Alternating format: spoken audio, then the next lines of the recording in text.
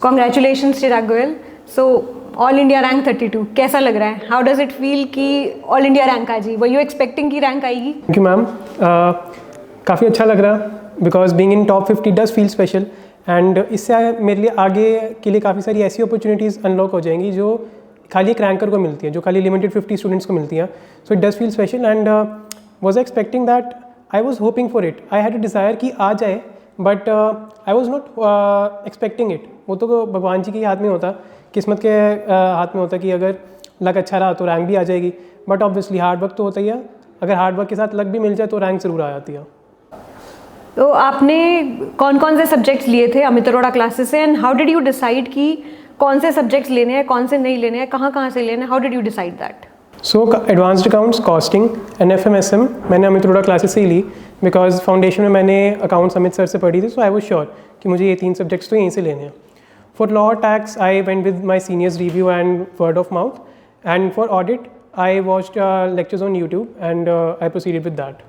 तो आपने regular college किया and you are from SRCC, a very good college जहाँ पे अटेंडेंस भी करना बहुत ज़रूरी होता है। सो कॉलेज के साथ क्लासेस कैसे मैनेज करते थे? Both and you did both groups, तो कॉलेज के साथ क्लासेस कैसे मैनेज होती थी? सो कॉलेज के साथ आई वॉज श्योर कि I have to go for a rank and articleship मैं एनीवेज कॉलेज के बाद ही स्टार्ट कर सकता था। तो मैंने फर्स्ट ऑफ ऑल एक अटैम्प्ट अपना डेफर करा इन प्लेस ऑफ Jan 25 और gave it in May 25। And मैं कॉलेज के साथ मैंने प्रिपरेशन कैसे करी वो मैंने अपने आपको समझाया कि अगर मैं कॉलेज में हूँ तो मैं CA को टाइम डिवोट नहीं कर रहा हूँ। तो चाहे अगर मैं घर पे सोऊं या मूवीज़ देखूँ या मैं कॉलेज आऊँ, कुछ भी हो, मैं CA को टाइम नहीं दे रहा हूँ तो मुझे घर पे जाके डबल एफर्ट करना होगा। मैं रेस्ट नहीं कर सकता एंड मुझे एनीवेज लेक्चर देखने होंगे समहाउ। सो मैं अपने आप को मोटिवेट करता था कुछ भी किसी भी तरह एंड मैं डेली के अपने जो मेरे टारगेट्स होते थे कि मुझे इतने लेक्चर्स देखने हैं तो मैं वो देख के सोता था। एंड उसके बाद फिर जब रिवीजन का टाइम था तब फिर मैंने कॉलेज जाना थोड़ा कम करा, खाली इंटरनल्स के लिए जाता था and in this way I managed. किसी भी CA स्टूडेंट के लिए मुझे लगता है ये 3 चीज़ें बहुत ज़रूरी होती है कि फैकल्टी की बुक्स कैसी हैं, डाउट्स कैसे लिए जाते हैं, और revision test, class test, mock test वो हम कैसे हैंडल करते हैं। बिकॉज उसके बिना मुझे नहीं लगता कि हम अच्छे से तैयारी कर पाते हैं। एंड आपकी तैयारी ऑफ कोर्स बहुत अच्छी रही होगी, तो हम सब जानना चाहते होंगे कि आपने ये 3 चीज़ें कैसे हैंडल करी, कि फैकल्टी की बुक्स कैसी थी, कैसे मैनेज किया आपने, डाउट्स कैसे होते थे, और मॉक टेस्ट और रिवीजन टेस्ट आपने कैसे किए। तो अगर मैं फर्स्ट ऑफ ऑल अकाउंट्स की बुक्स की बात करूँ तो उसमें जो लर्निंग कंटेंट होता है अकाउंटिंग स्टैंडर्ड्स में, वो अमित सर अपनी क्लासेस में इतनी बारी कीवर्ड्स बोलते हैं कि वो अपने आप ही याद हो जाते हैं। और जब क्वेश्चंस की अगर मैं बात करूँ तो क्वेश्चंस अमित सर की बुक्स में MTPs, RTPs, PYQs, ICA का स्टडी मटेरियल सब कुछ कवर्ड होता है। तो खाली वही वाले क्वेश्चंस कर लेने से एंड जो सर के होमवर्क क्वेश्चंस होते हैं, सो अकाउंट्स में तो वही इनफ था। अगर मैं कॉस्टिंग और FM की बात करूँ तो वहाँ पे लर्न करने वाला कुछ होता नहीं है, मेन तो क्वेश्चंस प्रैक्टिस करने के लिए होते हैं। एंड जैसे मैंने बताया सर की बुक्स में सारे क्वेश्चंस कवर्ड थे, तो सर जो भी क्लास में क्वेश्चंस करवाते थे मैं उनमें इंपॉर्टेंट पॉइंट्स या जो टफ पॉइंट्स होते थे वो मैं मार्क करके रखता था। एंड एंड के टाइम पे भी मैं वहीं पे उन्हीं पॉइंट्स पे ज़्यादा टाइम डिवोट करता था बिकॉज बेसिक्स तो नोट्स देख के भी रिवाइज हो जाते हैं, बट जो हर क्वेश्चन में कुछ ना कुछ स्पेशल पॉइंट्स होते हैं वो एग्ज़ाम टाइम पे देखने ज़्यादा इंपॉर्टेंट होते हैं।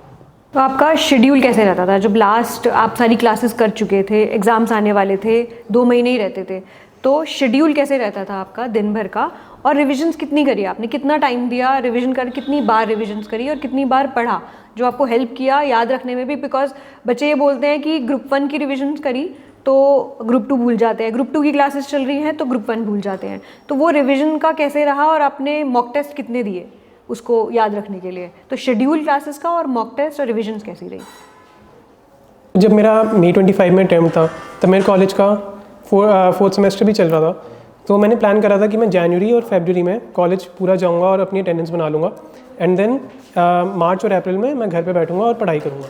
तो मैंने यही करा। तो मार्च अप्रैल में पूरा घर पे था, आई गेस 3 या 4 दिन में गया हूँगा 2 महीने में, खाली इंटरनल्स देने के लिए अपने। और मैं दिन जब होता था वो शुरू होता था थ्योरी सब्जेक्ट्स के साथ। मैं लॉ या ऑडिट कोई भी मतलब ऑल्टरनेट डेज पे पिक करता था सबसे पहले। उसके बाद मैं प्रैक्टिकल सब्जेक्ट्स पे जंप करता था लाइक टैक्स और कॉस्ट और FM। एंड रात को सोते टाइम जितना भी मैंने पूरे दिन में पढ़ा मैंने वो रिवाइज़ करता था।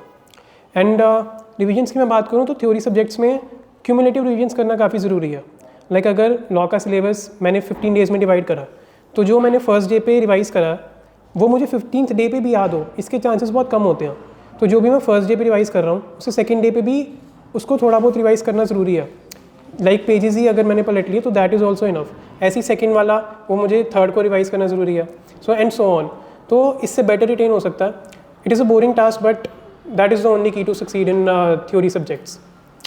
और रिवीजन के टाइम पे अमित सर ने डाउट का सपोर्ट काफ़ी अच्छा दिया था। मैं सर से कोई भी डाउट्स पूछता था तो एंड ऑफ डे तक मेरे पास रिप्लाई आ जाता था। इनफैक्ट काफ़ी डाउट्स तो सर ने 2 या 3 मिनट के वॉइस नोट से भी भेजे हैं। तो कभी मुझे ऐसा फील नहीं हुआ कि यार अब तो लेक्चर्स ख़त्म हो गए तो I am feeling distant from sir and support नहीं है, ऐसा कुछ मुझे फील नहीं हुआ एंड काफ़ी अच्छा है मेरे लिए। टेस्ट जैसे हमें पता है बहुत इंपॉर्टेंट है और रेगुलर कॉलेज था, तो आपने क्लास टेस्ट और मॉक टेस्ट वो कैसे मैनेज किए थे कॉलेज के साथ साथ? जो 2 महीने मेरे पास रिवीजन के बचे हुए थे तो वहाँ पे जो भी हमें थोड़ा क्लासेस ने मॉक टेस्ट सीरीज़ ली, 2 मॉक टेस्ट सीरीज़ हुई थी, तो मैंने वो एकदम पंचुअल रह के मैंने मॉक टेस्ट दिए। मैं अच्छी तरह से पढ़ के जाता था कि एज इफ़ यही मेरा फाइनल अटैम्प्ट है। तो वो तो मैंने दिए ही दिए, साथ में क्लास टेस्ट जो है रेगुलरली होते रहते थे। तो ऑडिट के तो मैंने काफ़ी सारे टेस्ट दिए बिकॉज ऑडिट नहीं याद होती है अगर आप राइटिंग प्रैक्टिस नहीं कर रहे हो तो। और यही रही बात कि मैं कॉलेज के साथ कैसे टेस्ट प्रिपेयर करता था, तो जैसे अगर मुझे मिले हैं कि सर ने बोला कि नेक्स्ट वीक 2 चैप्टर्स का टेस्ट है, तो मैं देख लेता था कि हाँ इन 2 चैप्टर्स में इतने क्वेश्चंस हैं और उन्हें डिवाइड कर लेता था कि ये छोटे क्वेश्चंस हैं, ये मीडियम है और ये लेंदी है। सो फिर मैं अपना डेली का शेड्यूल बना लेता था कि मुझे ये वाले क्वेश्चंस प्रैक्टिस करने हैं इन 6 डेज़, क्योंकि फिर एक दिन सारे पॉइंट्स देख लूँगा मैं जितने भी ज़रूरी हैं और फिर मैं नेक्स्ट डे जाके टेस्ट दे दूँगा। तो फिर इससे मेरे लिए थोड़ा बर्डन कम हो जाता था कि क्योंकि अगर चीज़ें प्लान होंगी तो ऑब्वियसली उसमें से 100% नहीं तो एटलीस्ट 80-90% कुछ तो एग्जीक्यूट होगा। और फिर इससे मुझे लेक्चर्स देखने का भी टाइम मिल जाता था, कॉलेज भी मैं जा जाता था। तो प्लान करना काफ़ी ज़रूरी है और प्लान को एग्जीक्यूट अगर करोगे तभी जाके कोशिश करने की एग्जीक्यूट करने की कोशिश करोगे तब जाके वो एग्जीक्यूट होगा। अगर प्लान बना लिया उसे एग्जीक्यूट ही नहीं करा तो फिर प्लान बनाने का भी कुछ फ़ायदा नहीं है। तो आपका स्कोर क्या रहा टोटल और एडवांस अकाउंट्स कॉस्टिंग एफएम जो आपने 3 सब्जेक्ट्स लिए, और आप क्या खुश थे कि all India rank was like 32 या और एक्सपेक्ट कर रहे थे? सो मेरे एडवांस अकाउंट्स में 83 थे, कॉस्टिंग में 92 एंड एफएमएसएम में 78, making my aggregate to 458 on 600। तो मैं 832 से काफ़ी खुश था because being a regular college student थोड़ा टाइम कम मिलता। इनफैक्ट मेरा कॉलेज के साथ भी सीए के एग्ज़ाम्स भी क्लैश हो गए थे, तो इतनी सारी प्रॉब्लम्स के बाद भी अगर मेरी रैंक आ रही है so I was more than happy. तो अब आगे क्या प्लान है? या ऑल इंडिया रैंक 32 आ गई या इंटर हो गया, तो आगे आर्टिकलशिप कब करने वाले हो और फाइनल के लिए क्या सोचा है अभी, कब से प्रिपरेशन स्टार्ट करने वाले? बिकॉज आई थिंक आपका कॉलेज अभी रहता है। यस, सो जैसा आपने बताया कि अभी मैं कॉलेज के साथ आर्टिकलशिप नहीं स्टार्ट कर सकता, सो मेरा कॉलेज जून 26 में ख़त्म होगा एंड मैं जुलाई से आई एम एक्सपेक्टिंग कि मैं आर्टिकलशिप स्टार्ट कर दूँगा। जनवरी में मेरे कॉलेज में कंपनीज आएंगी for articleship and I am targeting big 4 only, and may be after 1 year of articleship I may target industrial training as well. So फिलहाल मेरा यही प्लान है। एंड फाइनल की अगर मैं कोचिंग्स की बात करूँ तो अभी I want to chill for some time. After that I will begin with self paced exams. I am aiming कि while I am in college मैं सेल्फ पेस्ड तो सारे ख़त्म कर दूँ।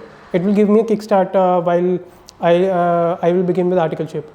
Thank you Chirag for sparing out time for us and congratulations all India rank 32। आपने बहुत अच्छे से एक्सप्लेन किया कि कॉलेज के साथ सीए की क्लासेस कैसे मैनेज करनी चाहिए। Thank you very much.